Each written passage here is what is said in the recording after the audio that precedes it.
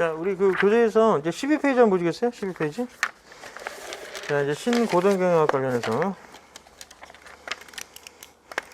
이제 흐름으로 봤을 때 고등경영학 이후에 이제 신고등경영학이 나왔는데, 이게 어떤 특정한 사건 때문에, 요 신고등경영학의 이제 인분간 관계론이 나오게 된 계기가, 어떤 특정 사건과 관련이 있냐면, 그 13페이지에 보면 이제 호선 실험이라는 게 있어요. 호선 실험. 호선 실험. 그래서 이제 호선 실험이 이제 어떤 계기로 이제는 실험이 이루어지게 됐냐면, 처음에는 그 테일러의 이제 성과급 제도를 이 시카고에 있는 호선 공장에서 이제 도입을 해가지고, 근로자들에게, 열심히 일하고 당연히 작업 능력이 좋은 사람한테 더 좋은 성과급을 주려고 그 제도를 도입을 했는데, 막상 적용을 해보니까 테일러의 그 성과급 제도가 별로 효용성이 없는 거야. 그러니까 이제 그만큼의 예상한 성과가 안 나오는 거예요. 그러니까 이제 그 이유를 알고 싶었던 거지. 그래서 이제 거기도 이제 그런 내용들이 나옵니다. 거기 보면 이제 호선 공장, 그 박스 안에 있는 내용 보시면, 호선 공장에서 테일러의 과학적 관리법에 입각한 성과급 제도를 도입하고 있었으나 생산성 측면에서 만족스럽지 못한 결과가 나왔어요. 그래서 이걸 이제 하버드 대학에 의뢰를 해서 왜 이런 결과가 나왔는지를 이제 연구하기 시작한 계기에서 출발하게 된 겁니다, 이게. 그래서 처음에는 어떻게 했냐면, 공장 내에, 여기가 이제 뭐 만드는 회사냐면, 이제 전기회사인데, 옛날에 그 우리 전화기 있죠, 전화기. 전기회사에서 전화기 만드는, 그렇게 돌리는 전화기 있지 않습니까? 돌리든지 뭐 이렇게 해서 받는 전화기인데, 그거를 생산하는 회사예요. 그래서 거기에 보면 이제 여공이나 남공들이 이제 작업을 하겠죠. 생산직 근로자들이. 그때 이제 조명을 좀 조절을 해서, 처음에 1차 실험이 뭐냐면 조명 실험이에요, 1차 실험이. 1차 실험이 조명 실험인데, 이제 조명을 통해가지고, 혹시 이제 작업자들이 그 작업 환경이 열악하다 보니까 혹시 그만큼의 성과가 안 나오는지를 알고 싶었던 거겠죠. 그래서 이 조명의 밝기라든지 이런 것들을 처음에 이제 조절을 해가지고, 그 밝기에 따라서 이 사람들의 작업 능률에 차이가 있는지를 처음에는 그런 관점에서 접근했어요. 처음에. 그래서 당연히 예상할 때는 뭐냐면, 이분도 이제 백열 전구를 쓰던 거를 이제 형광등으로 교체하거나 이런 식으로 해서 작업장 내에 조명의 밝기를 밝게 했는데, 그러면 이제 당연히 그렇게 생각했겠죠. 조명의 밝기가 밝아질수록 작업 환경이 더 개선이 됐으니 조명의 밝기와 생산 능률은 어떤 비례관계, 어떤 관련성이 있지 않을까, 이렇게 생각을 했겠죠. 예측을 했죠. 근데 예측하고 다른 결과가 나온 거야. 그러니까 이제는 우리 연구자들은 벙 뜨는 거지. 생각하고 다르네, 이런 식으로 된 거야. 그래서 왜 그럴까를 또 분석을 하기 시작했어요. 그래서 그게 이제 2차 실험이에요, 2차 실험. 2차 실험을 했어요. 그러니까 1차 실험 내가 한번 볼게요. 13페이지 내가 한번 읽어볼게요. 봐요. 호선 공장이 조명도가 생산성에 미치는 영향을 실험했는데, 그래서 백열전등을 형광등으로 교체하고 그런 식으로 해서 이제 작업 환경을 개선을 많이 했어요. 그래서 여선 작업자를 두 개의 군으로 구분해서, 이제 실험 집단하고 대조군으로 구분을 해가지고, 한쪽은 일정한 조명으로 작업을 할 수 있도록 하고, 나머지 한쪽 실험 집단들은 조명 강도를 다양하게 변화시켜주면서 작업 능률에 영향을 주는지를 검토를 했단 말이지. 근데 두 집단 모두 생산성이 갑자기 다 증가하게 나오는 거야. 왜냐면은 원래 목적대로 하면은 원래 기존에 했던 작업장의 그러니까 생산성은 그대로 유지된 상태에서, 여기 이제 실험군에 있는 조명은 조명의 강도를 자꾸 왔다 갔다 조절을 하니까, 여기는 당연히 조명도가 올라가면 능률이 올라가고, 조명 강도가 떨어지면 능률이 떨어질 거라고 생각했는데, 막상 실험을 하니까 얘는 그냥 일정하고 여기는 조명 강도를 조절했단 말이죠. 근데 둘 다 능률이 올라가. 생산량이 올라가. 그래서 거기 나와 있는 것처럼 밝기를, 이 조명도를 조절하는 실험 집단의 조명도를 달빛 수준까지 거의 안 보이는 수준인 거지. 그렇게 낮추니까 드디어 생산성이 떨어지더라. 처음에 예측했던 경우하고 전혀 다른 거지. 원래는 그렇게 생각하진 않았는데 막상 해보니까, 그러면 이제 뭔가 다른 이유가 있다고 본 거예요. 그래서 이제 더 추가적인 연구를 했죠. 그게 이제 2차입니다. 2차 실험. 그래서 6명의 여공들을 대상으로 차출을 했어. 처음에 2명의 A와 B군에 해당하는 2명의 여공들을 선발하고 그 여공들이 자기하고 같이 일할 인력 2명씩을 더 선별하라 그래가지고 각각 3명에서 총 6명을 선발을 했단 말이야. 그리고 나서 이제는 똑같은 실험을 해봤지. 예? 근데 이제 이 결과를 통해서 알게 된 거, 궁극적으로 알게 된 게 뭐냐면, 결과는 뭐냐면, 거기 이제 보시면 2차 실험의 조립 시험 관련해서 내용이 나오는데, 이 결과는 해서 중간에 나와요. 이 결과는 1차와 마찬가지로 작업 조건의 변화보다 심리적 변화가 더 중요하다는 사실을 보여주게 됐다는 거지. 예? 그래서 여기 이제 어떤 심리적 변화가 생겼느냐. 이거 오타네. 실업 대상자가 아니라 실험 대상자인, 오타예요. 예, 실험 대상자인 여공들이 자신들이 중요한 실험 대상자라는 사실을 인식해서 오는 긴장감, 주목받고 있다는 또 인식, 그죠? 모든 사람들이 자기들만 보고 있잖아요, 그죠? 그리고 작업 조건 개선에 자기의 의견이 존중되고 있다는 그런 만족감, 그게 다 심리적인 거야, 그죠? 그리고 스스로 팀을 이뤘잖아요. 왜냐면 2명의 여공들이 자기가 필요한 2명씩을 더 모집해서 총 3명씩 구성한 거잖아요, 그죠? 그래서 서로 팀을 구성했다는 협동적 노력이 생산에 대한 태도를 적극적으로 변화시켜서 결국 생산력이 올라간 거로 실험을 통해서 확인이 되는 거예요. 그러니까 환경적인 요소보다 뭐가 강하다는 거야? 심리적인 요소가 훨씬 강하게 작용했다는 걸 알 수 있다는 거죠. 그러니까 이제 그 전까지만 해도 테일러나 포드는 그냥 인간을 하나의 기계처럼 봤기 때문에 그 사람들의 심리적 그런 거 전혀 고려하지 않았어. 그냥 작업 방법에 대한 개선만 해주면 충분히 생산성이 올라갈 거라고 생각했는데 개선만 해준다고 얘네들이 능률이 안 올라가더라는 얘기지. 사람은 왜? 사람은 생각하는 법이지. 기계처럼 그냥 딱 프로그래밍 시켜놓으면 지가 그렇게 작동하지는 않잖아요. 그죠? 그런 사실들을 알게 되는 거죠. 이런 실험을 통해서. 그래서 3차 실험에서 이제 한 번 더 실험을 했는데 거기 보면 이제 면접 실험. 그래서 이제 심리적인 요소들이 많이 작용하는구나라는 걸 알고 이제 각각의 거기 작업자들을 다 면접을 한번 봤어요. 인간의 감정적 심리적 요인들이 생산의 새로운 변수라는 것을 알게 돼서 이제 2,000명 회사 종업원들을 대상으로 해서 면접을 했지.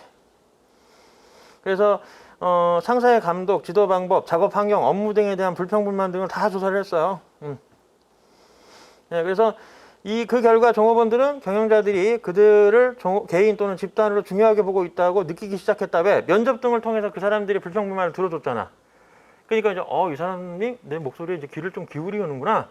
그런 것들이 심리적인 요인. 그러니까 업무에 대한 만족감이 올라가는 거야. 그죠? 그런 부분이 중요하다는 얘기를 하는 거죠. 이제 알게 된 거죠. 그리고 4차 실험에서 이제 배관 실험을 통해서 이제 마지막으로 무슨 실험을 했냐면 진짜 일 못하는 남자 직원 14명. 응? 얘 4명은 블랙리스트야. 이거 언제 자를지 모르는 애들 14명. 거기 보면은 생산성이 전혀 오르지 않는 14명의 남자 직원들을 대상으로 실험을 또 해봤죠. 그죠? 그래서 얘네들은 왜 똑같이 일을 하는데 일을 그렇게 못할까? 똑같은 애들 저렇게 일을 못할까 해가지고 해봤더니 거기 이제 관찰 결과 어떻게 나와요?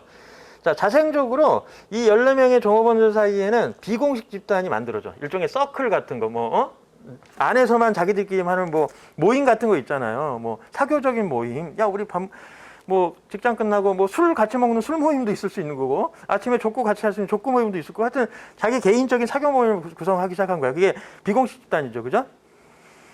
그죠? 그래서 이제 그런 비공식 집단들이 하는 역할들이 이제 커지는 거야. 그러니까 이걸 통해서 비공식 집단이 구성원에게 고의적으로 생산량을 제한하도록 압력을 가했던 거지. 응? 예. 이제 그 조직 내에 이제는 형이 되는 사람도 있고 동생이 되는 사람도 있을 테니까 형이 되는 사람이 그러는 거지. 압력을 가는 거지. 무언의 압력. 눈으로 막 레이저 쏘는 거야. 왜 너 이렇게 열심히 일해? 이런 식으로. 너가 일을 열심히 하면 우리도 열심히 해야 되냐? 이런 압력들이 있잖아요. 그죠? 그런 것들. 그리고 표준 상승. 그러니까 표준 상승이라는 게 거기 있는 사람들이 일반적인 사람들의 생산력이 올라가 버리면 다른 성과가 낮은 애들도 똑같이 다 잘해야 되잖아요. 그죠? 그러니까 이제 서로를 보호한다는 측면에서 또 생산성을 다 원래 그 중에 잘하는 애들도 있을 텐데 일부러 자기의 능력을 낮추는 거지. 걔가 또 피해를 볼 수도 있으니까. 그러니까 되게 인간적인 부분을 많이 고려했다는 얘기, 그죠? 그래서 비공식 집단에서 자연적으로 선발된 리더가 있고 몇 가지 행동 규범, 그다음에 가치 체계, 지위 관계 등이 형성되어서 원래는 조직 내 공식 집단에 의해서 영향을 받아야 되지만 그게 아니라 자기들끼리 형성된 사교적인 모임, 그 비공식 집단에 의한 이 영향력이 훨씬 크게 작용하더라. 응? 그게 생산성에 되게 많은 영향을 주더라는 거죠. 그래서 거기 결론은 뭡니까? 이 호선 실험을 통해서 안 게 뭐야 결론이? 생산성 향상은 물리적 요인 외에 그러니까 환경적인 요건도 어느 정도 영향을 받겠지만 그것보다 인간의 정서적, 심리적 요인에 의한 영향을 훨씬 더 많이 받고 공식 조직보다는 비공식 조직의 영향이 훨씬 더 크더라. 그리고 비공식 조직에서 오는 인간관계 그런 내용들, 그래서 상호작용이 훨씬 더 많은 영향을 미치더라는 거죠. 거기도 또 오타 있네. 결론에 보면 생산성 향상은 물리적 요인 외에 인간의 정서적, 심리적 요인에 의해서 영향을 받은 그래서 비공식 존재라고 하는데 비공식 조직이 조직. 그것도 조직인데 잘못 써놨네.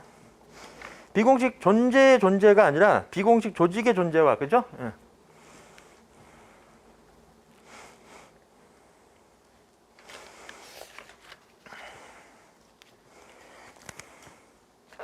그래서 이 호선 실험을 통해서 드디어 이제는 뭐야? 인간 자체에 대해서 관심을 갖기 시작한 거예요. 경영학적인 측면에서는 뭐야? 사람을 그냥 기계 다루듯이 다뤄서는 얘네들이 일을 안 하겠구나라는 거를 이제 느끼기 시작한 거죠. 그죠? 그래서 이 사람의 본질적인 부분, 사람이 갖고 있는 특성, 인간이 갖고 있는 특성들을 고려하지 않으면 이 생산성 죽었다 깨어나도 안 늘어나겠네 이런 생각을 갖기 시작한 거예요. 그죠? 사람 자체에 대한 관심을 갖기 시작했다는 거죠. 그래서 거기 이제는 12페이지 그런 내용 나오잖아요. 인간관계론 해가지고 과학적 관리론의 문제점 때문에 등장하게 된 신고전 이론이 인간관계론이라 그랬는데 사실 우연한 사건을 계기로 등장하게 된 거죠. 원래는 처음부터 그런 목적으로 한 건 아니었는데 그죠? 테일러의 성과급 제도가 왜 만족스러운 결과를 못 만들어내는지 그걸 실험하다가 이렇게 이런 결론을 도출해 낸 거죠. 그죠? 그래서 호선 실험이 요 1차 실험, 2차 실험, 3차 실험, 4차 실험 있잖아요. 요것도 노무사 시험에 나온 적이 있어요. 그래서 이제 순서 1차, 2차, 3차, 4차가 어떤 순서로 진행됐는지가 노무사 시험에 나왔어요. 한번 나온 적도 있기 때문에 그러니까 제가 이런 얘기를 하는 건 이제는 우리 시험이 그렇잖아요. 뭐 이렇게 비슷한 난이도의 시험들은 이렇게 서로 이렇게 돌아가면서 나올 수 있는 거 아닙니까? 다 경영학이 들어가는 거니까 그죠? 알아두시면 되고 그 다음에 뭐 빼먹은 건 없나? 네, 그 정도. 자, 그 다음에 나온 게 이제 행동과학이에요. 행동과학. 14페이지.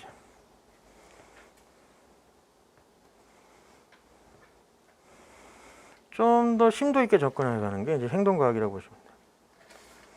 행동과학 14페이지 얘기 나오죠? 그죠? 자, 14페이지 보시면 행동과학. 1940년대 인간관계론의 한계점으로 인간에 대한 정교하고 과학적인 지식의 필요성을 절감하게 된 거예요. 그러니까 이제 이게 뭐냐면 그 전에 이제는 이 호선 실험을 통해서 이게 단순히 작업 환경 개선만으로서는 생산성이 향상되지는 않는구나. 결국 인간 자체에 대한 관심을 가져야겠다. 그 호선 실험을 통해서 비공식 조직이나 그다음에 그 작업자의 심리나 감정적, 정서적인 부분도 되게 중요한 역할을 한다는 걸 알았잖아요. 그죠? 그리고 그 관계에서 형성되는 유대감이나 이런 것들이 작업 생산성에 큰 영향을 미친다는 걸 알았잖아요. 근데 인간관계는 그게 다였어. 그 이상도 아니고 그 이하도 아니야. 그러면은 걔네들을 어떻게控制하고 컨트롤을 해야 내가 경영자 입장에서 얘가 내가 원하는 방향으로 일을 하게 만들 수 있지라는 고민을 안 해본 거예요. 응? 그냥 그런 사실만 인식을 했던 거지. 그러면 그걸 이해했으면 어떻게 해줘야 돼요? 야, 그러면 이렇게 그런 생각을 갖고 있어? 그러면 얘가 우리 직원이 내가 원하는 목표 달성을 위해서 이 사람을 어떻게 동기부여를 해서 어떻게 일하게 만들까? 나는 여기 있는 분들이 공부하게 만들까? 이런 것처럼 어떻게 하면 일을 하게 해가지고 내가 원하는 쪽으로 끌고 갈 수 있지? 이런 고민을 해야 될 거 아니에요. 얘 행동에 변화를 줘야 될 거 아니에요. 왜냐면 조직 내에 있으니까 조직에서 원하는 행동을 하게 만들어줘야 되는 거거든. 혼자 집에 있는다면 알아서 하는 거고 우리는 경영자 입장에서 조직 내에서 있을 때는 조직에서 원하는 행동을 하도록 만들어주는 게 목표인데 인간공론에서는 그냥 그런 현상은 이해했지만 그걸 어떻게 통제하고 컨트롤해서 조직이 원하는 행동을 하게 만들 건지는 고민을 안 해본 거죠. 그죠? 그런 고민하는 거지 이제. 그런 고민을 하는 거잖아요 이제. 그죠? 오늘 힘들죠 나는? 이상하게 오늘 힘드네. 자, 그래서 행동과학에서 1940년대 인간관계론의 한계점으로 인간에 대한 정교하고 과학적인 지식의 필요성을 알게. 그러니까 인간을 어떻게 통제하고 컨트롤할지에 대한 고민을 해보기 시작하는 거지. 그래서 그때 적용할 수 있는 학문이 다 동원돼. 우선 경영학은 당연히 밑바탕에 깔려 있고, 그죠? 그 다음에 심리학. 심리학. 사람을 어떻게 심리적, 그런 거, 심리학. 사람을 컨트롤하려면 그런 걸 이해해야 되잖아. 그죠? 사람의 행동 습성이나 심리적인 요소에 따라 어떻게 이 사람이 행동하는지. 그래서 사회학. 응? 인간은 사회적 동물이라고 각각의 사회적 관계에 따라서 또 행동하는 방식이 바뀌잖아. 그러니까 이제 그런 여러 가지 학문을 다각적으로 분석해가지고 탄생한 게 행동과학이다. 응?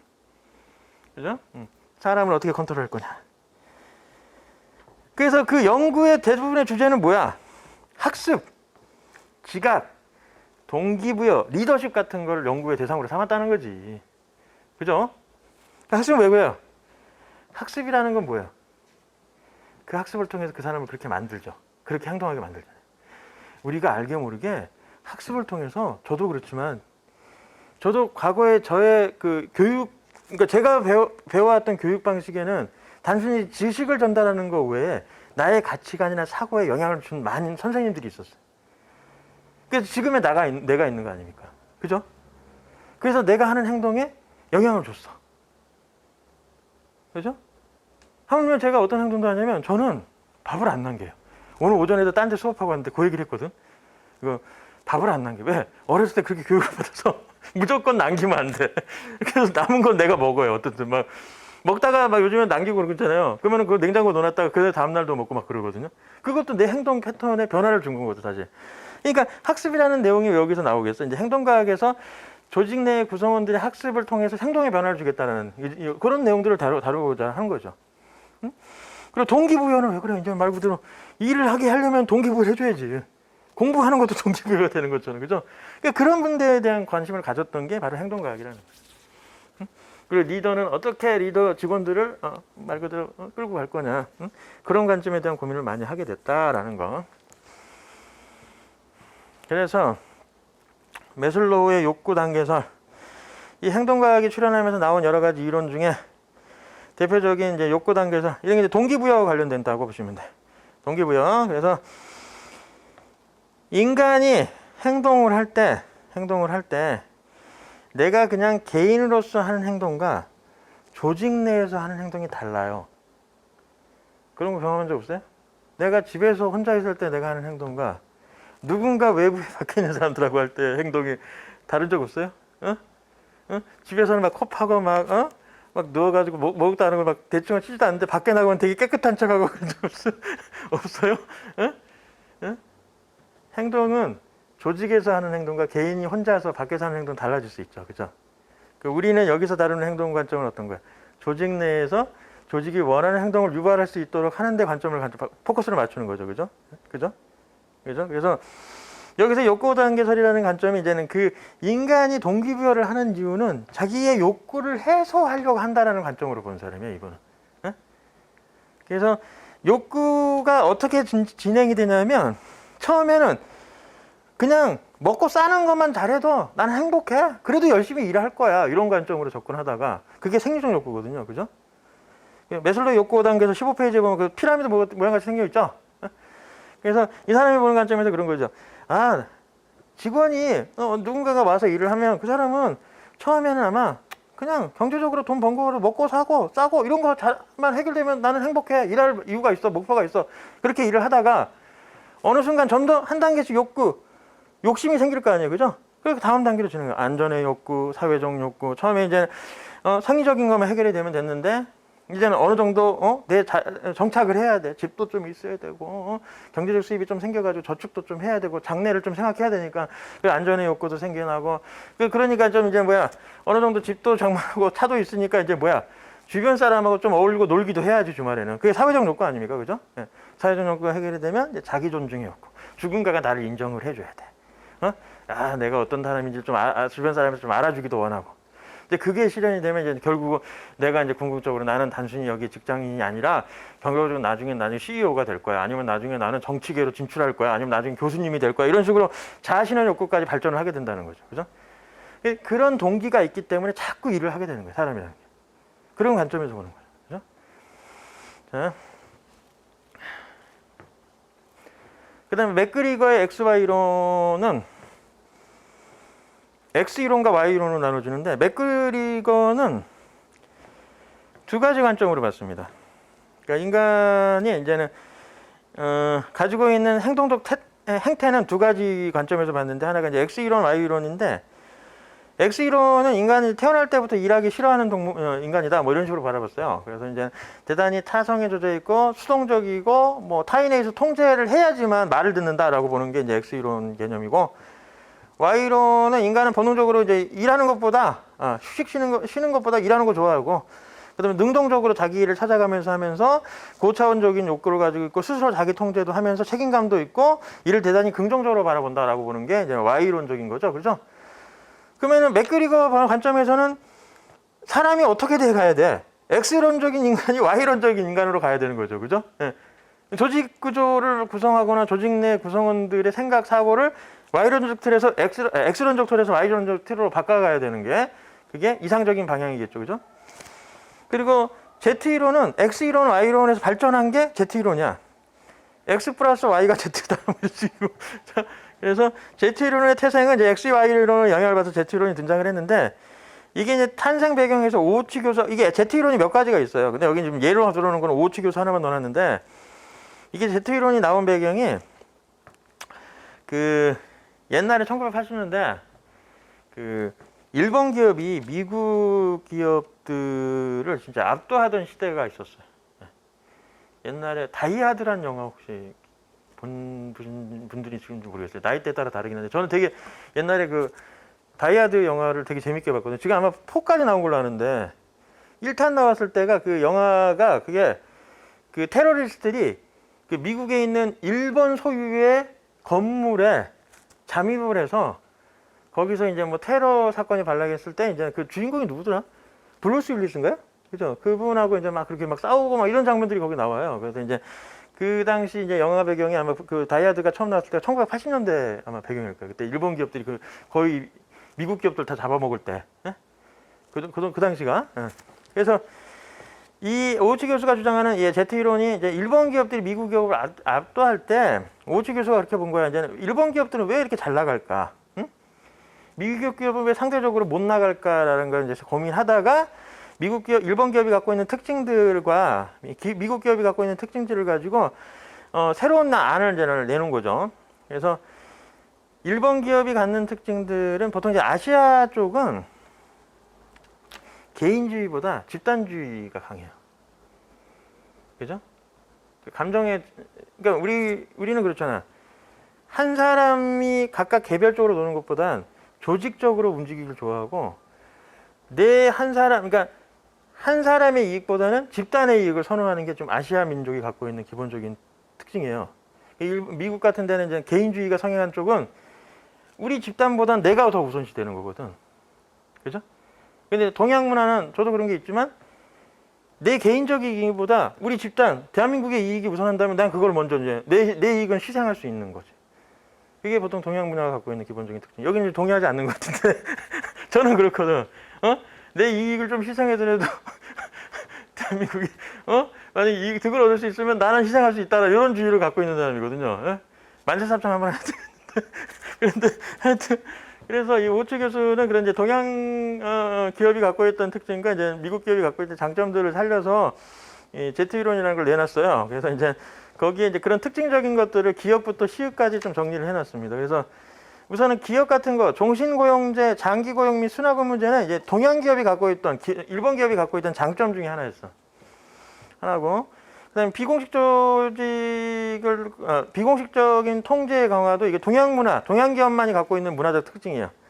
예? 서양 기업보다는 동양명이 갖고 있는 특징, 그다음에 디귿, 직원에 대한 전인격적 관심, 이거 동양 문화가 갖고 있는 특징이에요. 예. 동양 기업들이 갖고 있는 문화적 특징. 그다음에 네 번째 리을, 조직 구성원에 대한 느림 평가. 요게 이제 서양 문화에 갖고 있는 특징. 이게 장점인 거죠. 그다음에 비전문성에 기초한 모집과 배치. 이거는 이제 동양 문화. 서양은 전문성을 기초로 하고 동양은 이제 비전문성을 기초로 하는 이제 모집과 배치 문화를 가지고 있다라는 거죠. 그리고 비읍은 집단적 의사결정과 집단적 행동책임. 이거는 동양문화, 동양기업 문화이 갖고 있는 장점. 그죠? 그래서 이런 것들을 접목을 해가지고 뭐 이렇게 Z이론이라 그래서 이제 주장을 했다. 이 정도만 아시면 될 것 같아요. 자, 이건 별로 중요한 내용은 아닙니다. 그 다음에 아지리스의 성숙 미정숙 이론. 요거는 바로 이제 뒷장에 보시면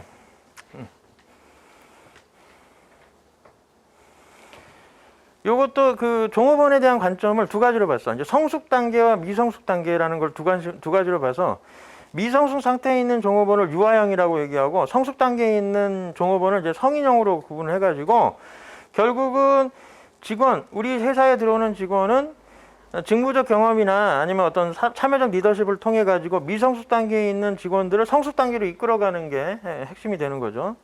미성숙 단계에 있는 특징은 뭡니까? 그 종업원이 대단히 수동적이야. 수동적이고 의존적이면서 행동에 한정적이고 업무에 별로 관심도 없어. 그리고 미래에 대한 이제는 계획을 단기적으로만 생각해. 길게 생각 안 하고 바로 눈앞에 있는 것만 생각을 하고, 그리고 스스로가 개척하기보다 수동적으로 이끌어가고 자아의식이 별로 없어. 이런 게 이제 미성숙 단계에 있을 때고, 이 성숙 단계로 발전하면 어떤 행동을 보이게 됩니까? 능동적이면서도 스스로 독립적으로 행동하고, 그리고 행동 패턴이 다양해지고 업무에 관심이 많아지는 거지. 그 다음에 계획을 세울 때 단기적인 앞에 바로 이익을 보기보다는 장기적인 이익 관점에서 접근을 하게 되고요. 그리고 자아의식이 되게 강하고 스스로를 통제할 수 있는 그런 능력을 가지고 있는 단계가 이제 성숙 단계다. 그런 겁니다. 그래서 하여튼 이런 것들이 이제 행동과학에서 인간에 대한 관심을 가지면서 인간이 하는 행동들에 대한 것들을 고민하면서 나온 이론이라고 생각하시면 돼요. 자, 그리고 샤인의 모형은 그냥 읽어보시면 될 것 같고, 샤인의 모형은 과거 이제는 고전경영학부터 현대경영학까지 오면서 각각의 관점에서 인간을 어떤 식으로 대했느냐를 어떻게 보면 정리해 놓은 사람이 샤인의 모형에서 정리가 되어 있는 거죠. 합리적 경쟁인 같은 경우가 이제는 테일러가 주장한 거잖아요. 포일러나 테일러, 그죠? 샤인은 누가 주장한 거냐면 인간관계론에서 나온 인간에 대한 생각이 사회인에서 나온 거예요. 그 인간에 대한 모델을 사회인으로 가정한 거고, 그 다음에 뭐 자기 실현인 복잡인은 이제 뒤에서 나오는 걸 가지고 이제 인간에 대한 관점을 이제 잡은 건데, 요거는 그냥 뭐 나중에 한번 읽어보시면 될 것 같고, 계량 경영학은 요게 이제 우리가 챕터 저번에 아까 전에 내가 목차 얘기할 때 얘기했지만 어디서 얘기할 거냐면 파트 6에서 계량적 의사결정 할 때 이게 이제 설명할 내용이거든요. 여기는 그냥 간단하게 제목만 달아놨는데, 계량적 기법을 통해서 이제 경영 의사결정을 하는 여러 가지 경영 기법을 만들어낸 게 이제 계량 경영이에요. 다른 말로 이제 오퍼레이션 리서치에 가서 OR이라고도 얘기하고, 다른 말로는 경영과학이라고도 해요. 이게 계량 경영학이. 그래서 실제로 이제 거기 보면 뭐 선형계획법, LP, 뭐 재고 모형, 대기 이론, 시뮬레이션, 경영 정보 시스템 이런 게 있는데, 뭐 이런 것들이 시험에 나온 적이 없어요. 시험에 나온 적이 없고, 그나마 근데 이제 혹시나 낸다면 변별력이 높은 폭탄 문제를 하나 더 줘서 하나를 낼 수는 있을 수 있어. 진짜 이제 25문제 중에 한 문제 이제 이거 폭탄 문제 해가지고 하나 던질 수는 있는데, 만약에 나온다고 하면 LP 모형으로 하나 낼 수 있지 않을까 해서 나중에 이제 그 LP 모형에서 한번 간단히만 설명을 해드릴 텐데, 이게 약간 계산 문제, LP 모형. 이게 이제 경영과학이 계량적 경영학이잖아요, 그죠? 이게 이제 의사결정을 할 때 단순히 경영자가 직관해서 결정을 하는 게 아니라 수치화된 데이터를 가지고 그거를 푸는 거야. 방정식을 만들어서 풀어내가지고, 야, 이러이러하니까 이걸 하는 게 낫겠다라고 하는 게, 이런 게 이제 수학적 접근 방법으로 의사결정을 하는 게 이제 계량 경영학에서 다루고 있는 거예요. 예?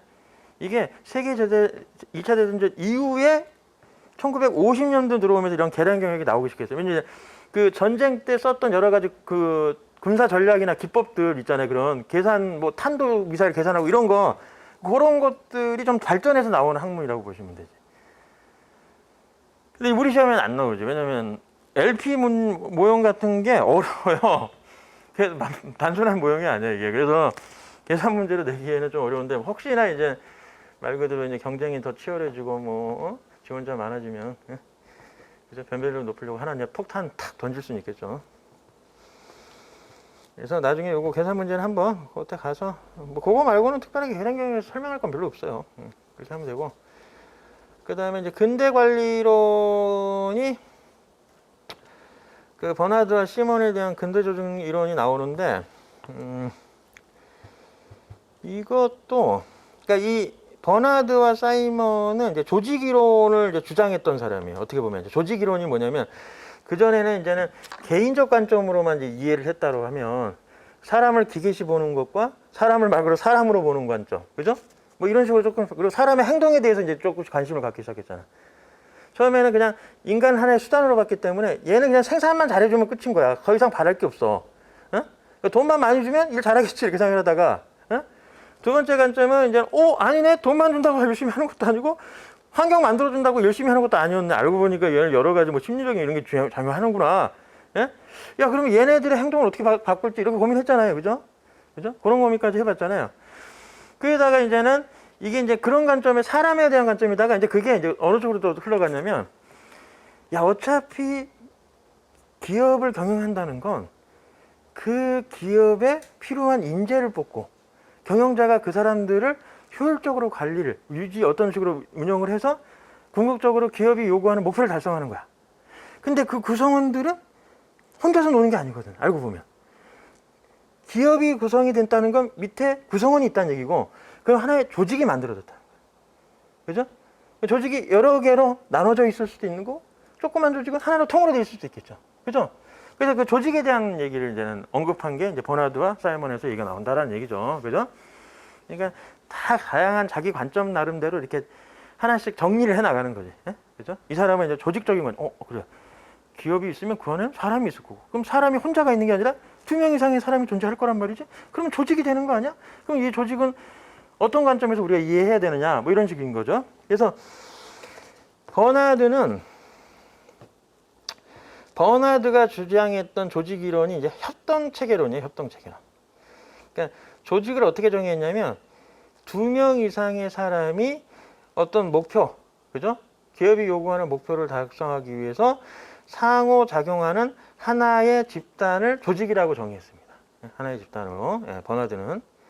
그래서 여기서는 뭐 그런 내용까지는 없고 그냥 버나드의 권항수용설에서 툭 내용만 던져놨는데 그러니까 버나드는 이제 조직이론에 대해서 처음 이제 주장했던 사람이고 그때 이제는 버나드는 그러면 이제 조직이라는 구조가 어떤 메커니즘을 갖고 있는지를 먼저 이해해야 돼. 그러니까 어차피 이 조직이 있으면 조직 내에 이렇게 이제 구성원들이 있을 거라고요. 이렇게 사람들이 있겠죠. 사람들이 그죠? 그러면 이제 조직은 목표가 있어. 이걸 달성을 해야 돼. 그러면 조직이 목표를 달성해야 돼. 조직을 다른 말로 회사라고 볼 수 있으니까 기업 입장에서 기업의 목표를 달성해야 돼. 목표를 달성하기 위해서 내가 필요한 구성원을 모집을 했어. 그래서 얘네들 이제 우리 조직 내에 구성원으로 만들었잖아요. 그죠? 근데 이 조직 내 구성원들이 회사의 목표를 그대로 따라주면 좋은데 알다시피 사람은 내 뜻대로 돌아가는 게 아니에요. 어? 실제로 조직 앞에서 막 해서 뒤에서 꿍꿍이 다른 생각을 할 수 있어. 내가 이 회사 들어왔지만 야 이거 뭐 회사 내 회사 만족 못 하겠는데 나 다음 달에 딴 데 가야지 뭐 이런 생각 할 수 있는 거잖아요. 어? 어떻게 알겠어? 그러니까 이제 그러면 이 안에 있는 자신들의 목표는 다 달라. 이 안에 있는 각각 개인들의 목표는 다 다르다고요. 그죠? 응? 그럼 버나드는 무슨 얘기를 하는 거야? 버나드는 기업의 조직은 궁극적으로 이 기업 조직의 목표와 개인의 목표를 일치시켜가지고 그 관계를 상호 유지될 수 있도록 만들어야지만 조직이 계속 유지되고 회사가 번창한다고 본 거지. 그러니까 버나드는 이 안에 있는 각각의 구성원들의 자신들의 목표점을 어떤 이유로 인해서든 회사가 원하는 목표 달성을 위해서 걔네들이 그 목표를 자신의 목표를 수정하게 만들어줘야 될 거 아니에요. 그죠? 그러니까 그럴 때 이제 이런 거 있잖아. 야, 너네들 우리 회사 들어왔잖아. 우리는 이제 내후년에 이 대한민국 시장을 다 장악하고 그 3년 후에는 카카오톡을 출시해가지고 뭐 카카오 택시나 이런 거 만들어서 우리 기업이 이렇게 성장을 할 거야. 그때 너네들은 나중에 뭐 성과급도 주고 해가지고 너네들 능력을 이렇게 상승시켜서 나중에 어떻게 만들어주겠어? 뭐 나름대로 이렇게 비전 제시를 해줘야 될 거 아닙니까? 그죠? 그래서 이 사람들이 그래? 그러면 나 단순히 어학 공부하는 것보다 이 회사에 이렇게 내가 열심히 일을 해서 결국은 나중에 이런 회사가 되면 내가 거기에 따라서 이 정도 인센티브도 받고 내 능력을 인정받아서 어떻게 성장하겠구나 이런 목표가 있어야 될 거 아닙니까? 갖다줘야죠. 그래서 목표점이 갖다줘야 결국 이렇게 돼야지 조직이 유지가 돼. 조직이 유지가 되는 거예요. 조직의 메커니즘은 그렇다는 거지. 예? 그렇지 안 되면 나가는 거야 다. 그러면 조직은 없어지는 거예요. 그죠? 그러니까 버나드는 어때요? 그래서 조직의 목표와 개인의 목표의 상호 균형을 추구했고, 그런 관점에서 그런 게 조직이 상호 균형을 이루어야 조직이 궁극적으로 계속 유지될 수 있다라고 얘기하고 있습니다. 설명하고 있어요. 그게 이제 사이먼이 이제 이 버나드의 이론을 좀 더 발전시켜가지고 이제 조직 이론을 좀 더 정리를 했는데, 이 조직이 유지되고 계속 발전할 수 있는 이유를 뭐로 설명했냐면, 그 의사결정이라는 측면으로 접근합니다. 거기 보면, 자, 사이먼의 조직 이론 한번 보시면 그런 내용이 있어요. 자, 버나드의 이론을 계승하여 관리인 가설이라고 발전시킨 사이먼은 조직 내에서의 인간 행동을 일련의 의사결정 과정으로 설명을 하고 있어요. 그래서 의사결정 과정을 통해서 인간은 과학적 관리법의 경제인도 아니고 인간관계론의 사회인도 아니고 관리인이다, 이렇게 봤습니다. 그래서 사이먼은 버나드가 설명하고 있는 이론에다가 이제 한 가지 내용을 더 넣은 거지. 이제 뭐라냐면, 이 조직 내에서 있는 조직 구성원들이 조직을 유지하고 발전시키는 거는 이 안에 있는 각각의 구성원들이 자신의 의사결정에 의해서 조직을 계속 성장시킨다라고 본 거예요. 예? 그럼 이제 이 안에서 어떤 목표 달성을 위해서 이 사람들은 수많은 선택을 할 거 아닙니까? 그 안에서 어떤 행동을 하기 위해 선택 과정. 그런 선택의 과정들이 의사결정 과정들이야. 근데 그 의사결정 과정들은 어떤 합리성을 띠고 있느냐? 제한된 합리성이라는 표현이 거기 있어요, 보면. 자, 거기 이제 내용 어디 나와 있냐면, 거기 두 번째 동그라미 2번 보면, 사이먼의 제한된 합리성 이론은 인간관계론에서 인간을 오직 관리인으로 보고 조직을 존속시키는 조건이 관리라는 사고방식의 조직적 의사결정론이라고 주장하였다라고 되어 있습니다.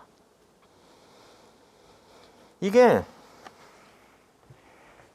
요 사이먼의 조직 이론이 나오기 전까지, 그러니까 고전적 접근법을 봤을 때 이 테일러나 포드 관점에서의 조직적 관점은 예? 이 조직 자체, 그러니까 조직 자체에 대한 이런 명확한 정의를 하지는 않았지만, 그 사람들이 보는 관점에서 봤을 때는 조직이라는 게 의사결정을 할 때, 예를 들어 직원들 월급을 주고 아니면 뭐 자원을 구매해서 그거에 대해서 뭐 원자재를 어떻게 구축하고 이런 거에 대한 의사결정 과정들이라는 게 필요할 거 아닙니까? 그죠? 근데 그걸 모든 정보만 있으면, 테일러나 우리 포드 관점에서 봤을 때는 세상에 존재하는 모든 정보를 내가 가질 수만 있으면 그걸 전체적으로 다 고려해서 의사결정을 할 수 있다는 관점으로 접근했어요. 예? 근데 이 사이먼은 그렇게 안 본 거예요. 사이먼은 어떻게 보냐면, 이런 과정들, 목표 설정을 위해서 이 조직 내에서 이루어지는 의사결정은 세상에 정보하는 모든 정보를 다 의사결정에 반영하는 건 불가능해. 만약에 그런 정보가 있다고 해도 그걸 현실성 있게 경우의 수를 따져가지고 A안, B안, C안, D안에서 모든 F안까지 고려해서 의사결정을 하는 게 말이 되는 얘기야? 현실성이 없다는 얘기죠. 그죠? 그러니까 이 조직 내에서는 자기 주변에 있는 정보를 가지고 그 제한된 정보 한에서 의사결정하는 게 가장 일반적인 상황들 아니에요. 그죠?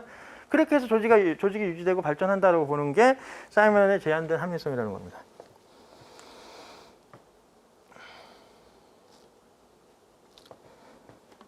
자, 그리고 자, 현대 경영학에 대해서 설명을 드릴게요. 자, 이제 경영학이 발전하면서부터 이제는 단순히 뭐 인간이나 뭐 행동이나 이런 걸 떠나가지고 다각적인 관점에서 다양한 생각들을 이제 사고를 하기 시작했어요. 그죠? 이제 경영이라는 것을 단순히 인간적인 부분, 아니면 생산적인 부분, 아니면 뭐 그냥 단순히 인간에 대한 심리적인 부분, 뭐 의사결정 부분 이렇게만 보는 게 아니라 이제 다양한 관점에서 봤는데, 이 중에 이제 현대과학에서 보는 이제 시스템적 접근 방법은 어떤 거냐면, 조직이 실제로 이제 존재하면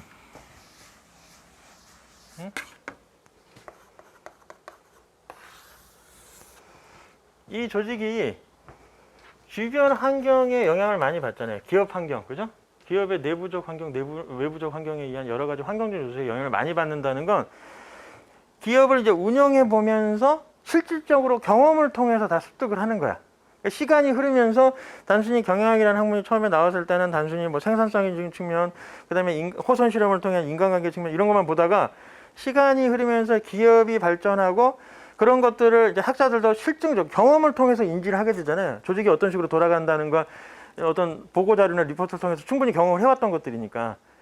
그래서 나중에 이제 조직이 돌아간다는 관점을 어떤 식으로 보냐면 시스템적 접근법은 실제 기업을 학자들 관점에서 보니까 이 기업이 단순히 기업이 독자적으로 돌아가는 게 아니라 기업이 처해 있는 주변적 환경이나 여러 가지 요소에 의해서 다양한 영향을 받고 있다는 걸 인지하기 시작하는 거예요. 응?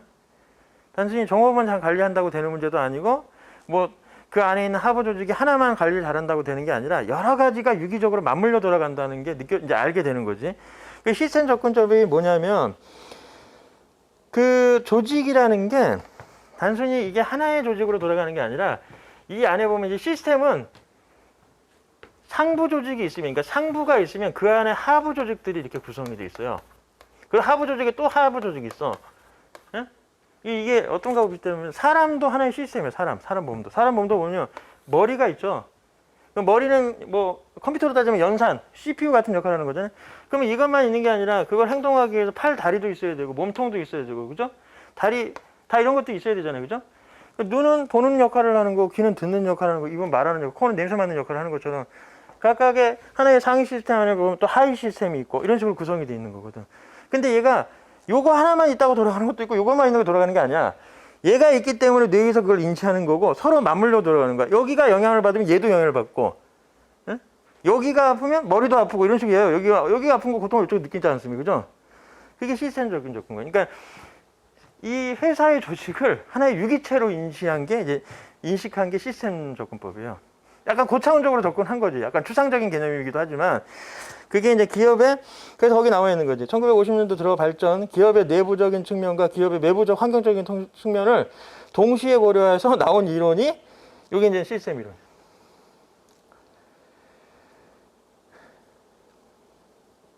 시스템의 정의는 이제 목적 달성을 위해 모인 구성인자가 상호 우존적이고 유기적 관계를 유지하는 하나의 집합체를 보는 게 시스템입니다. 자연계도 하나의 시스템이죠. 자연계도 하나 시스템이고 사람도 시스템, 컴퓨터도 하나의 시스템이라고 볼 수 있어요. 그럼 시스템이 기본적으로 가지고 있는 구조는 뭐냐면 인풋, 그 다음에 그걸 처리할 수 있는 프로세서가 있고요. 그 다음에 아웃풋이 있어. 시스템 구조를 가지고 있으면 기본적으로 입력되는 부분, 처리하는 부분, 출력하는 부분이 존재합니다. 시스템은. 그 컴퓨터도 하나의 시스템이라고 하는 것도 컴퓨터의 인풋은 뭐가 역할을 하는 거야? 키보드나 마우스, 카메라 이런 거죠? 그죠? 여기는 뭐야? 본체겠죠? 프로세스 처리하는 거. 요건 아웃풋은 프린터로 출력하거나 사운드로 출력하거나 모니터로 출력해 주잖아요. 그죠? 이렇게. 그 시스템의 기본적인 흐름은 인풋, 프로세스, 아웃풋 구조를 가지고 있는 게 하나의 시스템 구조예요. 네? 사람도 그런 구조로 갖고 돼 있어요. 인풋, 응? 요거 아웃풋, 요거 아웃풋. 그리고 행동하는 것도 아웃풋이지. 하는 것도, 그죠? 아웃풋 아닙니까? 뭐 그런 거. 응. 그래서, 그리고 이제 시스템은 폐쇄 시스템과 개방 시스템으로 분류할 수 있는데, 보통, 신호등을 하나의 시스템으로 보면 신호등은 폐쇄 시스템이야. 왜냐? 주변의 환경에 전혀 영향을 안 받고, 그냥 정해진 시간에 파란불 됐다, 빨간불 됐다, 차란불 됐다, 빨간불 됐다. 이게 다 역할이죠. 그 이상은 없죠? 예? 그런 걸 이제 폐쇄 시스템이라고 하고, 개방 시스템은, 이 기업 조직도 개방 시스템이고, 자연계도 개방 시스템, 사람도 개방 시스템이지. 주변 환경에 영향을 많이 받잖아요. 그죠? 예? 주변이 시끄럽게 하면 내가 막 더 이렇게 소리를 내야 되는 경우도 생기고, 그렇죠? 그런 시스템은 개방 시스템이에요. 그러니까 외부 환경과 상호작용하는 그런 시스템이 개방 시스템. 외부 환경과 상호작용 안 하면 폐쇄 시스템이 되는 거죠.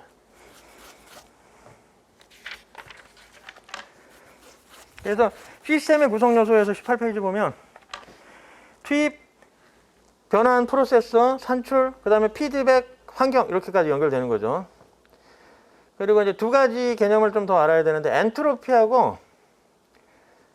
엔트로피를 다른 말로 이게 이제 물리학에서 나오는 용어일 거야 아마 이게 물리학. 근데 엔트로피가 무질서도를 의미합니다. 무질서도. 뭐 시너지는 많이 들어봤죠? 시너지 효과라 그래가지고.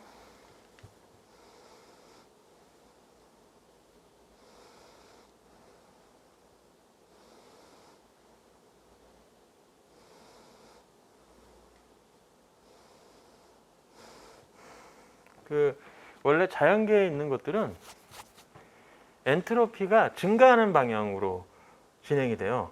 그게 엔트로피 법칙이라는 게 있거든요. 나중에 유튜브나 아니면 네이버에서 검색해봐요. 엔트로피 법칙이라 그러면 이게 이제 물리학 이론 중에 하나예요. 무슨 카오스 이론 이런 것처럼. 예? 이게 이제 무질서도를 나타내는 엔트로피 법칙이라는 게 있어요. 그 여기 지금 경영학에서 이런 용어가 나오는데 이게 이제 무슨 용이냐면 이제 엔트로피가 무질서도를 의미하는데 예? 무질서도는 이 엔트로피 법칙에서 얘기하는 내용이 뭐냐면 자연에 있는 모든 것들은 가만히 두면 어떻게 돼? 무질서도가 낮은 상태에서 무질서도가 높은 상태로 변해.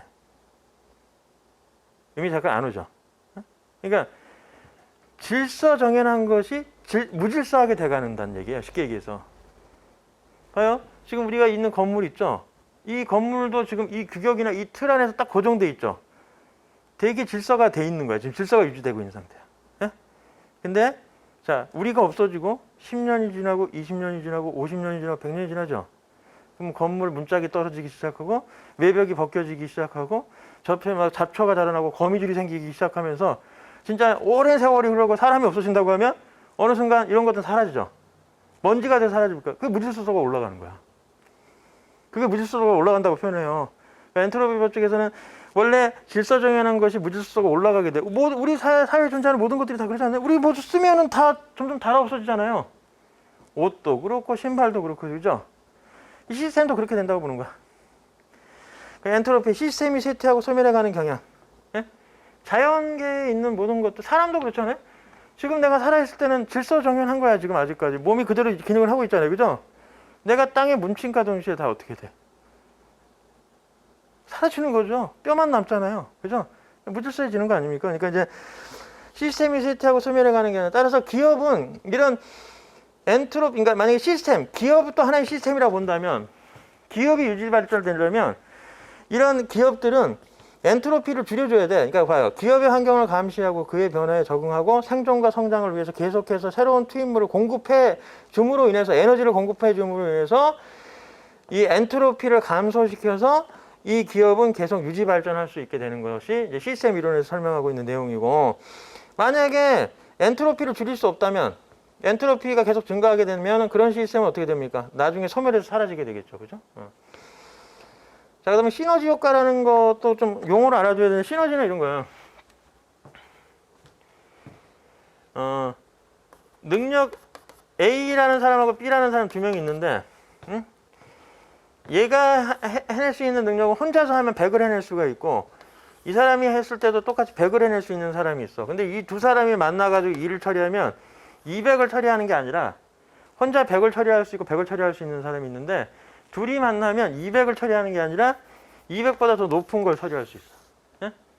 그럼 200 이상을 처리한 50을 추가해서 처리할 수 있죠? 그런 걸 시너지 효과라고 그래요. 혼자서 했을 때하고 둘이 합쳤을 때 더 많은 효과가 어떤 이익을 얻어내는 그런 효과를 시너지 효과라고 합니다. 그래서 전체의 모든 부분의 합보다 더 크게 나타나는 거. 그러니까 하위 시스템들 간에 서로 간의 상호작용을 통해서 각각의 하위 시스템이 갖고 있는 능력 이상을 발휘했을 때, 더 큰 성과를 냈을 때를 이제 시너지 효과라고 얘기를 하는 거죠.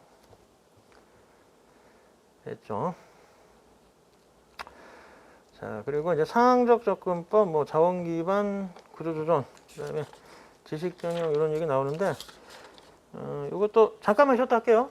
오늘 딱 경영자 전까지만 얘기를 할 테니까 잠깐만 10분만 쉬었다 하겠습니다.